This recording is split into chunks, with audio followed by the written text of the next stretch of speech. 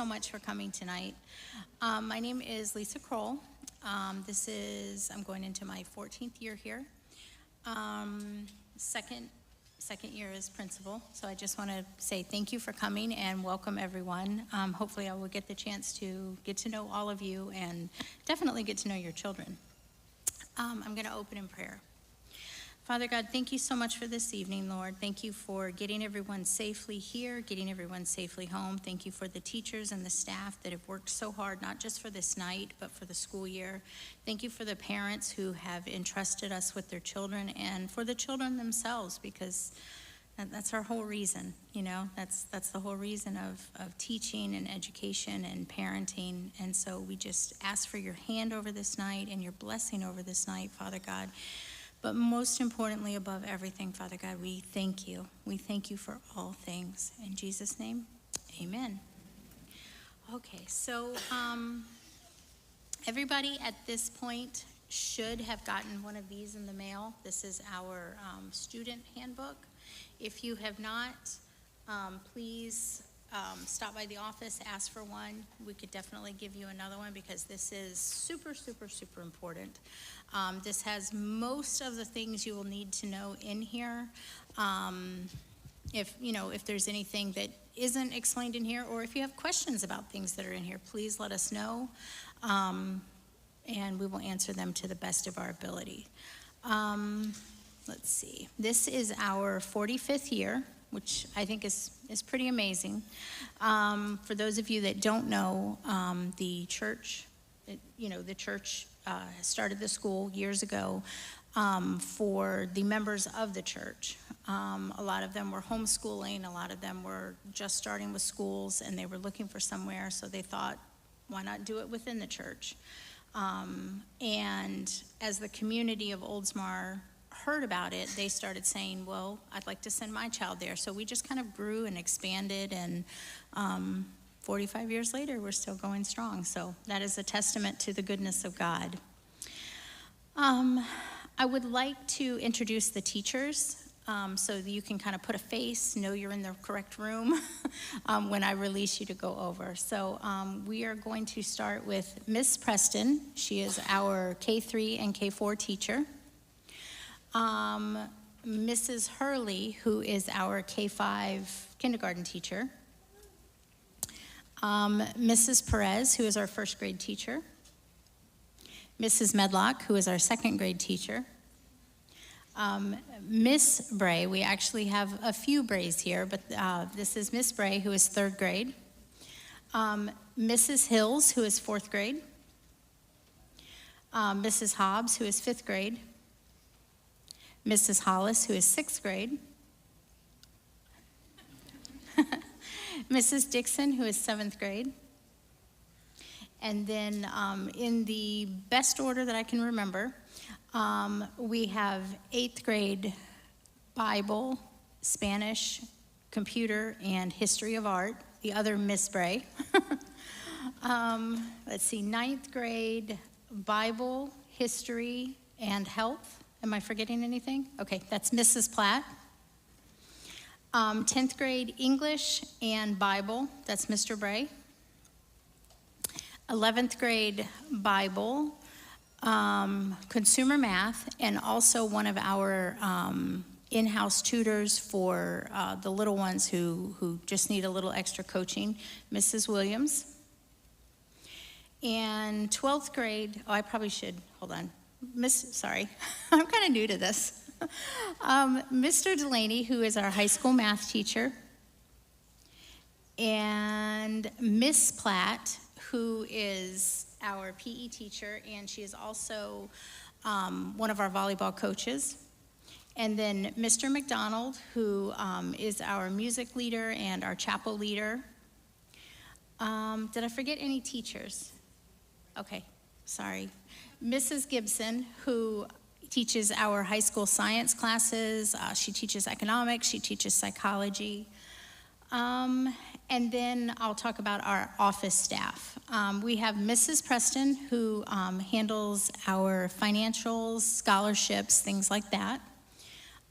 We have Mrs. Nelson, who is our school registrar and kind of amazing, wonderful person who keeps us all from going crazy. We have Miss Kroll, who is our receptionist and the other person who tries to keep us all straight. And last but certainly not least, we have Mrs. Del Rosario, who is our, you gotta stand, who is our amazing, amazing guidance counselor. She just stepped right in this role and completely made it her own, and she is amazing with students, she's amazing with staff. She is also one of our volleyball coaches, and everybody's a great person. Everybody just all pitches in and does everything they can to help the school, help the parents, help the office. So very, very happy with the staff we have. I didn't see you. So we also have our other tutor, who I did not see because she's a wee little lass. This is Mrs. Cacalo. Do you mind standing up? Thank you. Who is our head tutor, who is amazing. She works with kids of different ages. Again, when they need that little extra help, that little boost of confidence. She's amazing. So, did I forget anybody else? No? Okay, thank you. I'd like to discuss the parent parking and drop off and pick up.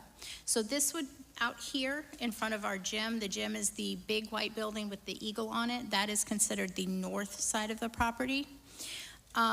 If you are going to drop your children off there, generally, the older kids get dropped off there. You can drop your elementary age, but generally the elementary comes over here. We ask that you please come in closest to the small white fence around the poles. There's like a circle there. We ask that you please come in on the side closest to the fence. Even if you were going to park in the parking lot over there, which is what we call student parking, please do not come in and cut on that side next to the mailbox, because if somebody's coming around this way, we've almost had some accidents. So please, even if you are going to parking, come in on the side closest to the fence. When you are dropping your child off or picking them up, please circle all the way around as far as you can in the circle of poles that we have there, so that the ones that are lined up behind you still have space. That is only if you are staying in your vehicle. If you are planning to get out, like for example, if you have a kindergartner or a first grader that wouldn't be walking out there by themselves, please park. You can park in student parking, you can park on the side over here, and I'll get to that in just a moment. But please do not get out of your vehicle, because it really blocks traffic. It holds up the line. Let's see. On this side, which we would consider the south side of the sanctuary. So if you're coming up Burbank and you go, sorry, I keep forgetting, you go behind the sanctuary that we're in right now, there's another road that comes in this way called Clarendon. If you are coming that way, Clarendon has the right of way. So please make sure that you slow down, you consider that if somebody's coming up from this way. We do have a sign there now, but please make sure that you're going slowly around that curve. You're not just continuing. So you would circle around the back side of the property. You would come out where the blue dumpster and the soccer field are over here. There's going to be a couple lanes on this side marked by yellow traffic paint, I guess it's called. The lane that is closest to the white fence, that is only for drop off and pickup. You cannot get out of your vehicle, you cannot park, you cannot, so if you have to pick up a child from somewhere, if you have to try to come to the office or talk to a teacher, you must stay in the outside lane, and from there you would park in the available spaces. That inside lane is only for drop off and pickup. And we ask that when you are waiting for your children, whether it be dropping off or pickup, again, you go as far forward close to the fence as possible. We do have staff that is assigned we call it, yard duty, both in the morning and in the afternoon to kind of watch out for your child, watch out for traffic, watch out for safety. However, we ask that, you be on top of that as well. You be on top of where you're dropping them off and where you're picking them up. Speed limit is 5 miles per hour. You will get a call from me if the staff lets me know that you're going faster than that, and that is purely for the safety of the students. I would not want anyone's student to get hit. We have certain designated parking spaces that are marked staff. The reason for that is not because we want the closed spaces or anything like that, but again, it's for safety. If we can keep our vehicles parked in those spots, we know we will be here before you, we know we will be here after you, and it won't be parents pulling in, backing up, pulling in, backing up. So if you let your child out and they're trying to get to wherever they're supposed to be and somebody backs out, possibly doesn't see them. So if it is marked staff parking, please do not park there, even if it's empty. And that's just a safety concern. Let's see. When your child arrives here in the mornings, depending on their grade, and this is in the handbook, but if you have questions, you can always call the office, or most of the teachers should be familiar with this. They have designated areas. High school has a designated area, middle school has a designated area, elementary has a designated area. So it is very important that they get to those areas. We have staff on hand who will keep an eye on them until the 8:30 bell rings. If they're not in those areas, obviously the little ones, we're gonna guide them and stuff, but if it's a consistent issue, again, you're gonna get a phone call. So please read up in the handbook where your child is supposed to be, and it all comes down to safety, so we can have the proper eyes on them, and we can keep them with the appropriate age that they should be with, and all of those things. Let's see. The earliest you can drop your child off is 7:30. Please do not drop them off before 7:30. We do not have staff here. We cannot account for safety measures. The earliest that we are open is 7:30, and that is our before care program. That is in room 3. So, and that is for all ages. So if you need to drop your child off before 8 o'clock, which is our official, we have teachers here to, take care of things. If you need to go to our before care program, please go to room 3. Now, our pre-K program, our 3 and 4-year-olds, that is a little different. You take them directly to room 2, which is the pre-K room. And we do have, I'm sorry, I should have said this at the beginning, we do have maps of the school in the vestibule as you walk in on the little table, for those of you that are not familiar, so you'll know what room 2, what room 3 is, what the picnic shelter is, all of those things. So if you have someone in pre-K, please take them directly to room 2 if you need to have them, they just are in that room, so that's where you always drop them off at. If you need to send your child to aftercare, our official school hours are from 8:30 to 3:10. We have teachers here at 8 a.m. from 8 to 8:25 to keep an eye on your child. At 8:25, a bell will ring. They will send them to the appropriate classroom that they are supposed to go in.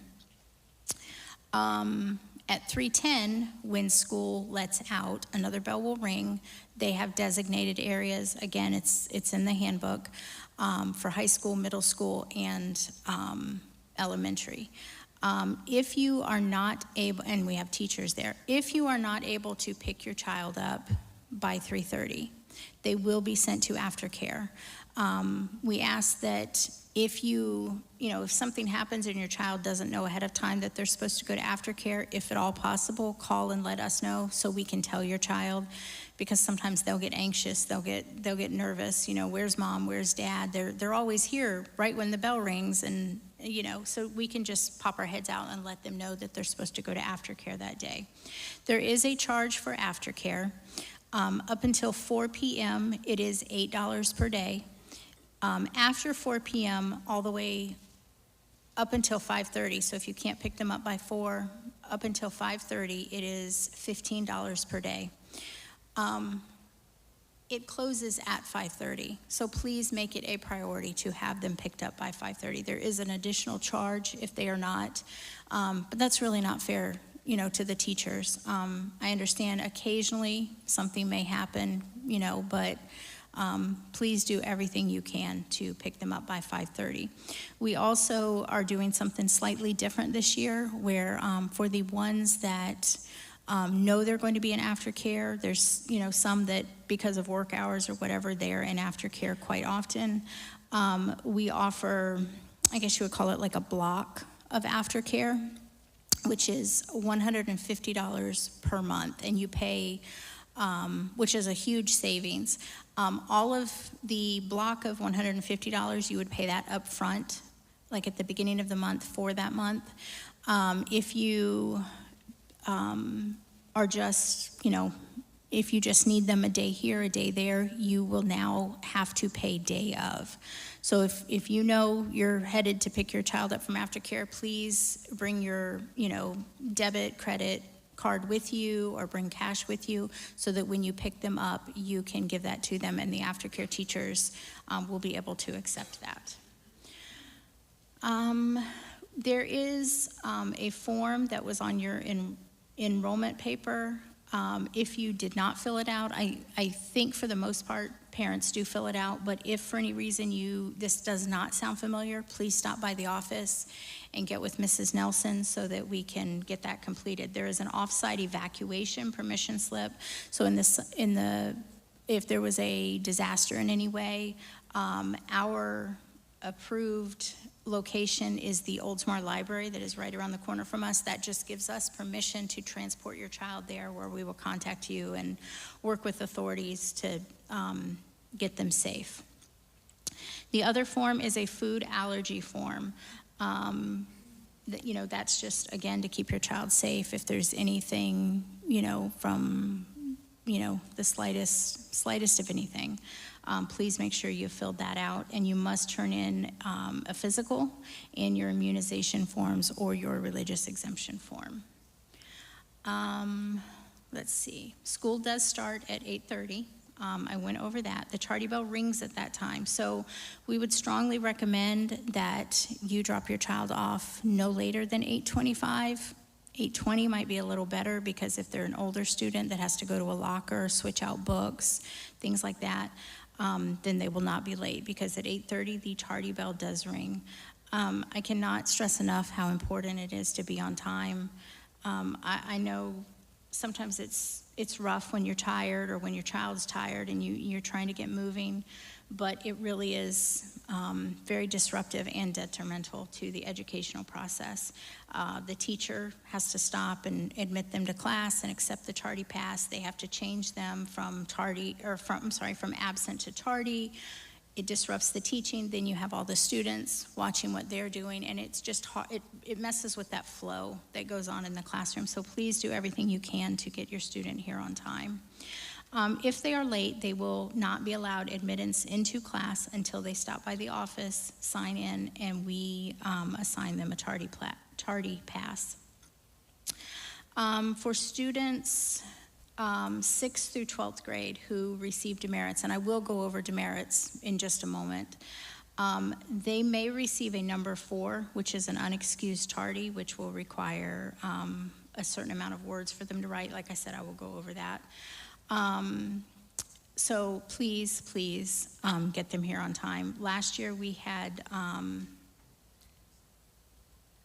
just a crazy amount of kids who were late every day and would say, traffic, traffic, traffic, traffic. We will not be accepting that as an excuse this year. We understand occasionally it will be traffic. We absolutely believe that. We get stuck in it ourselves sometimes, but it is not a daily thing, and it is certainly not just not an excuse to be had. So you make sure your student is on time and ready for school. I'm used to being with kids, so I keep wanting to say, any questions? Any questions? Let's see. If your child will be absent from school, please contact the school office before 8 a.m. Even if we do not answer the phone, leave a voicemail, please. And the reason for that is because when your child is absent, when your child is late, and we think they're absent, we're going to call you. Every single time, every single day. You know, hi, how is Johnny? Is everything okay? They're absent today. That's for a couple reasons. One, just simply because we care, you know, and we miss your children when they're not here. But also we want to make sure that you haven't dropped them off and they've left or they're skipping safety, you know. So if you could let us know, we would appreciate that. Let's see. I believe most of our parents have some form of the Step Up Scholarship, which is amazing. We're also blessed to be able to partake of that. Tuition is always due. If you do not have Step Up and you personally pay, it is always due on the 1st of every month. Late charges will apply after the 5th of month. Fifth of the month if we have not received payment. If you receive an email, which you should receive one quarterly, that is when the tuition for scholarship payments go out. So Step Up or whatever scholarship you're on will send you an email and you will see two buttons. You will see deny or approve. You have to click the approve button or we do not receive payment. If we do not receive payment, then we will bill you and you will have to pay for it. If you hit deny, you will be billed for it and have to pay for it. So really be careful where that mouse is when you click it, and please approve it as quickly as you can so that we don't keep pounding you. You gotta click the button, you gotta click the button. And that is obviously, you know, for the tuition. Up until this year, we have used a online system called Teacher Ease for to enter grades, to email parents, a form of communication. This year, we have transferred over to My School Works. It is WORX, not K, My School Works. That is for K-5 through 12th grade students. So please make sure that we have your email, because that will be the form of communication that we have with you. If there's an emergency and school is closed, if we're reminding you about field trip, you know, permission forms or money, it's all going to go through that. So if you will, please make sure that we have the correct email and that you check that regularly. Lunches. We do have a concession stand with school lunches. We don't have a kitchen in the gymnasium where the school lunches are, so we cannot cook or provide anything like that. So we have food brought in from outside. The kids love that. Obviously, you can bring your own lunch. You can choose what days to buy, you know. And again, we do have the menu and the prices over in the school office. We also have in the school office, we have school calendars, which that should have been in your welcome packets that you received, but if you need another one, we also have little reminder papers about educational outfitters. That is the only place that school uniforms can come from. All teachers will have a welcome letter and a supply list that they will hand out when you go to their classes. We do have a small supply list in the handbook, but if there's anything additional that's needed, that will be provided tonight by the teachers. And of course, we don't expect you to, you know, run out tonight and get it. We'll give you a few days. So at this time, I'm going to go ahead and release the teachers to go back to their classrooms, and then if the parents we'll just stay in here for a few more minutes. It should not take long to go over some of the, go over the demerits and things like that. I do want to say, over back where the portables are, we painted them this summer, and there still is a small portion of painting to do on the deck and on the stairs. We have had so much rain this summer, so it really limited what we could do and the timing that we could do things. So we are still in the process of trying to get that finished now that it's dried out a little bit. We do have, the painter was here a couple hours ago pressure washing that area. So if you see some paint chips and things like that, I do apologize. but it's just in preparation for bettering the school and beautifying the school. Okay, 6th through 12th grade demerits, and this is all explained in here. And again, you can always come to the office, call the office if you have questions. On page 30 of the handbook, it explains the demerit system. Again, this is for 6th through 12th grade. We have a demerit system that we make sure that the teachers explain to the students during the first week. They're extremely gracious. Even if it's a returning student, I instruct them to be very gracious because everybody forgets things when you haven't been in school in a few months. So I'm going to read this from here and then hopefully explain it better. The junior and senior high students use the demerit system. The demerit week runs from Thursday to the following Wednesday. The students' demerit sheets and writing grids are distributed on Thursday during their Bible class. It is the responsibility of the student to make sure they receive their sheets. So if they're not there for Bible, maybe they're absent that day when we hand them out on Thursdays, but they're there on Friday, it is their responsibility to go to that teacher and say, hey, I didn't get my demerit sheet yesterday. Let's see. Even if the writing grids are not provided, and I'll explain writing grids in a moment, it is still the responsibility of the student to write all of the demerit words. The student is required to handwrite their own assignment and have their parents sign the demerit sheet before they return on Monday. If not completed, the student may be suspended and will not be allowed to return until the demerit assignment is completed. The absences will be unexcused. And then it says, please see the attendance policy on page 27, which states how many days absent you can be per semester and how many tardies equal an absence. In addition, students receiving 2,000 words or more in a demerit week may receive suspension days. A student receiving 200 words or more in a demerit week will have the choice of turning their completed assignment in by 8:30 a.m. on Friday, the day after they received them. If they choose this option, they may take 100 words off. It is important for the parents to support our demerit system, as this shows their child a united front between the school and the parent. We do expect the student to discontinue the behavior that is causing them to get demerits. If this does not happen, further action will be taken. Okay, so let me explain this a little bit because I know that was a lot to read and it could be very confusing. Every Thursday, your child will be sent home with a demerit sheet. If they do not come home with a demerit sheet and you think, my student probably got demerits, call the office, let us know, so they don't get in more trouble by not completing them and not returning them. I strongly feel like it is completely normal for kids to get 2, 3, maybe even 4 demerits a week. I think that's normal. That tells me they're comfortable here enough to giggle in class. They're comfortable here enough to whisper to their friend, or it's the excessive demerits. It's when 3, 4 times that teacher has tried to tell them, be quiet, settle down, you've already had a demerit.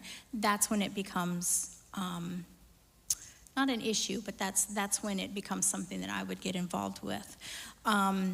If occasionally your child turns around and whispers something, that just means they're comfortable here. That just means they have friends here. That just means they're normal here, right? How many times do we sit in an auditorium and listen to somebody speak, or sit in church and we lean over and say something to a family member or a husband or a wife? That just lets me know they're comfortable. It's the excessive demerits or the demerits that are ongoing of the same one in 3, 4, 5 classes a day. That's where I'm gonna call them in for a talk or call you. So the demerits, I'm not gonna go over all of them, but they are listed again on page 30. Something as simple as a number 1, which is communicating without permission. That is 100 words. It could be talking, it could be passing notes, it could be hand gestures, it could be facial movements or expressions towards, their classmates, things like that. Because again, we have to teach. We have to have rules. We cannot just have everybody doing their own thing in the classroom. If your child receives a number 2, there are no words to write for number 2. That is what we call an informational demerit. And that just lets you know my child didn't do homework, didn't turn it in when they were supposed to. So if you see a 2, that's what that means. And it will be listed, Mrs. Gibson, Mr. Bray, so as you familiarize yourself with the school and as your child gets to know the teachers, you'll know Mrs. Gibson is the science teacher. Why do you have 3 number 2s? Why did 3 times this week you not turn in homework in her class? You can go to My School Works, you can email the teacher, she may email you, so please keep an eye on your emails. And there is another demerit. It's a number 5, which is not on task. That is an informational demerit. So if your child is staring off into space, looking out a window, if the teacher is telling them, write your words that are on the board, write your spelling words that are on the board and copy them down, and they're drawing pictures of flowers, that would be a not on task. Again, that is just letting you know, hey, your child is struggling in this area, talk with them, talk with us, let's all work together to make the school year successful. When it comes to the writing of the words, they have 2 choices. They will have a Bible verse that is on the demerit sheet, or they will have an essay topic that is on the demerit sheet. They can choose one or the other, but they can only choose those. They can't put nonsense words. They can't, can't write lyrics to a song. It has to be one of those 2 choices, which kids have done before. And if it is, gibberish, if we won't accept that. You will be called, your student will have to redo them, and they all are handwritten. Goodness, I feel like I'm talking so much, but at the same time, I feel like I'm not explaining things enough. So the demerit grid is just a sheet of paper that has small little boxes. And each set of small little boxes is outlined by a box. Within that outline is 100 of the small little boxes. So that way, if your child has 600 words, they know I've written 100, I've written 200, I've written 300, so they don't have to count. So we don't have to count. Occasionally something will happen, they will lose their grid, it will get ripped off. Occasionally, it does not happen often, but every once in a while we will forget to staple a grid. Use a sheet of notebook paper. In that case, they will have to sign, and they will have to count. But like I said, if we forget it on our end, it is extremely, extremely rare. And then I'm not going to go through all the demerits, but they are in here for you to look at. Another thing I quickly want to go over is what we have, we call them discipline notices. Normally, if your child were to get a number 9 demerit, that would entail also a discipline notice where we would call you or we would email you, let you know what's going on, and then a copy of that discipline notice would be sent home. Discipline notices can also be for elementary. So if we have a discipline problem that is bigger than just the teacher, a check that's 5 minutes off recess, or maybe something a little bigger, they get sent to me or Mrs. Del Rosario. If it's bigger than that, then they will receive the discipline notice, and we'll go through that same process with you. We also have something called deficiency notices, and that lines up with the number 2. It lines up with a few things, but one of the things that lines up with is the number 2 demerit. If your student does not turn in 3 homeworks, so let's say it's 4th grade language, you have 1 student in 4th grade language and you have 1 student in 11th grade history. It doesn't matter what age, it doesn't matter what grade. If they do not turn in 3 homework assignments within that subject, you will receive a deficiency notice. It is an informational notice to let you know what is going on with your child. It may line up with having number 2s if if you have an older child. The teacher probably will also email you, letting you know this is what's going on. If your child fails a test, you will receive a deficiency notice.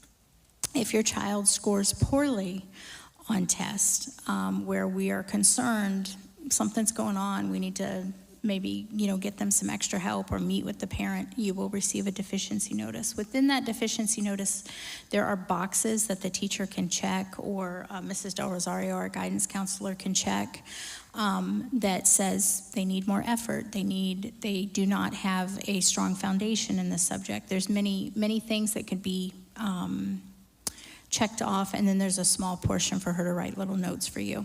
If you have any questions, please contact the teacher first, because the teacher's in the classroom with your child. They know best what is going on or what's not going on. And then, if you still have questions, you can contact the office. Back to demerits. When it said, if you have 200 words or more, so you receive your demerits on Thursday, you take them home. If you have 200 words or more, you can write them Thursday night, get mom or dad.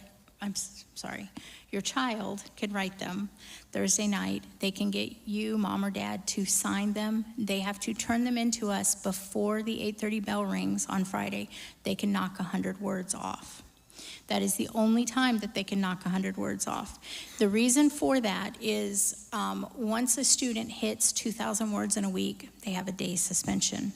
So if a child hits 2,000 words, they do their demerits Thursday night, they knock 100 words off, they're below that 2,000 mark, it may save them from suspension. So we correct the child, but we also try to show them grace. We also try to show them mercy. So keep an eye on your child's demerits for sure. Do you have anything? No? Okay. I think that is most of what I'm covering in here. Again, I cannot stress enough. I will, as I have meetings with all of the parents, as I have phone calls, almost every parent I say, did you read your handbook? Did you read your handbook? There's almost every question you can ask will be in this handbook, but policies will be in this handbook. What we expect of your child, what you can expect of us, all of these things are in the handbooks. But again, I definitely want you to feel comfortable.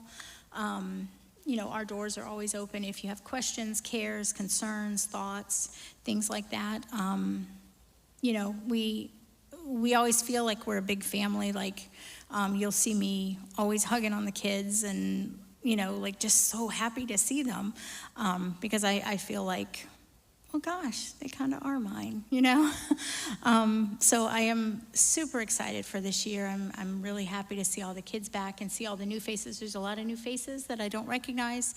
So I'm very curious to meet all of you and be introduced. And like I said earlier, especially interested to meet your children. So thank you so much. I know I'm a little long-winded. I really appreciate it. Mrs. Del Rosario and I will be in the office. Again, maps are in the vestibule on the table. If you don't know where you're going, and if you need anything else, just pop in the office. So thank you so much. I appreciate it.